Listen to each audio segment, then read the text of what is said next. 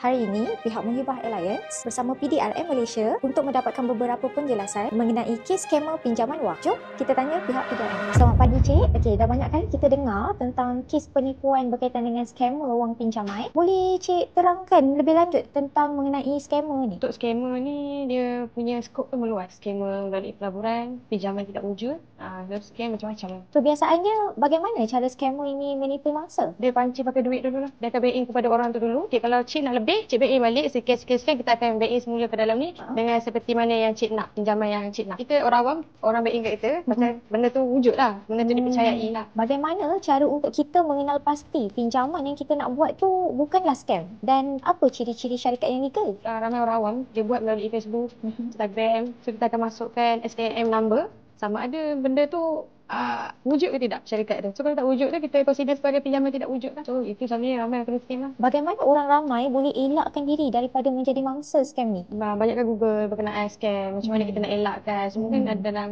Google sekarang. Apa-apa kita Google je. Ni ada ke, wujud ke tidak syarikat ni. Ataupun kalau sebelum nak bagi duit ke apa-apa semua, fikir dulu. Jika seseorang itu sudah menjadi mangsa, apa langkah yang perlu mereka buat dalam situasi tersebut? Pergi ke balai berkaitan lah untuk buat report polis. Kemudian pihak polis akan klasifikasi lah sama ada itu adalah report criminal ataupun kena refer kepada NCMC ataupun jabatan lain. Jadi apa-apa langkah pertama adalah pergi ke balai polis berkaitan lah untuk buat report ni. Adakah skamer ni sering menukar taktik penipuan mereka? Selalu sering. Pertama-tama ni sekarang skamer berkenaan phone scam. Menyamar sebagai JNC, pihak polis. Mengatakan kita ni ada satu parcel yang berisi coin. So kita kena bayar lah pada pihak sana untuk tak proceed kepada pihak polis. Banyaklah.